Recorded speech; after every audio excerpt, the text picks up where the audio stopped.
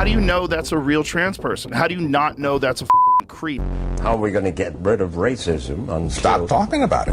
Who you wound up supporting in the election? It's none of your business. In an industry often dominated by wokeness and politically charged narratives, some actors refuse to follow the script. Instead, they stand firm in their beliefs and push back against woke Hollywood reporters attempting to corner them.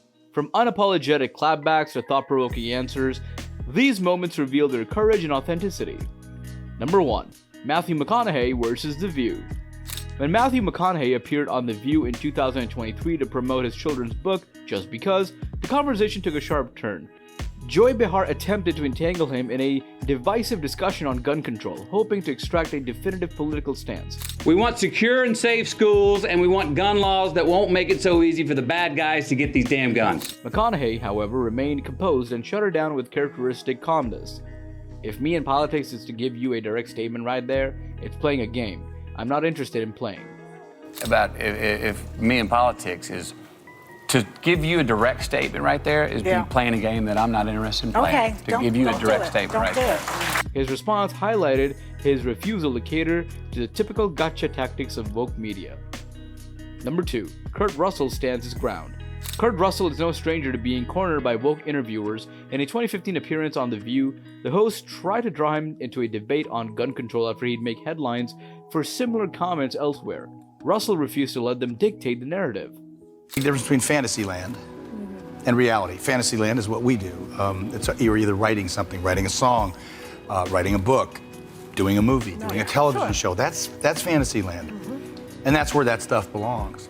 In reality, when we're dealing with things like terrorism and whatnot, we're all going to have different opinions on how to do it and how to deal with it. Yeah. Mine happens to be that I think there's a very strong reason Founding Fathers had for the Second Amendment. This wasn't the first time Russell skillfully dismantled woke narratives with poise and clarity, proving he's unafraid to speak his mind.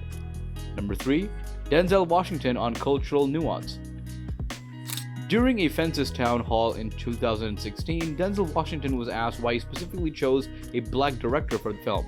The reporter's question implied a racial agenda, but Denzel's response was a masterclass in defining the difference between race and culture. So why did he need a black director? Could a white director not have? It's not color, it's culture. Denzel elaborated further with an example about the cultural significance of a hot comb, humorously making his point while earning the audience's applause. Explain the difference, because I think we're Steven in a space Spielberg right did Schindler's List. now. Martin Scorsese did Goodfellas, right? Steven Spielberg could direct Goodfellas. Martin Scorsese probably could have done a good job with Schindler's List, but there are cultural differences. Number 4. Samuel L. Jackson calls out sensationalism. While promoting Django Unchained, Samuel L. Jackson had no patience for interviewer Jake Hamilton's attempt to sensationalize the film's use of the N-word. Jackson challenged Hamilton to say the word outright, catching him completely off guard. Say it. We're not going to have this conversation unless you do. There's been a lot of controversy surrounding the usage of the N-word in this movie, and No, nobody, none. The word would be. Oh, I don't want to say it. Why not? I don't like to say it. Have you ever said it? No, sir. Try it. I don't like to say it. Try it. Really? Seriously? We're not going to have this conversation unless you say it. Those who provoke controversies often lack the conviction to stand by their own provocations. Number 5. Morgan Freeman rejects Black History Month.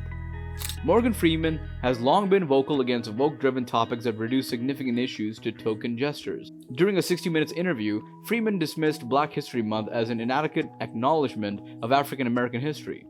You're gonna regulate my history to a month? Black history is an American history. Let's stop calling black people white or simply call them Americans.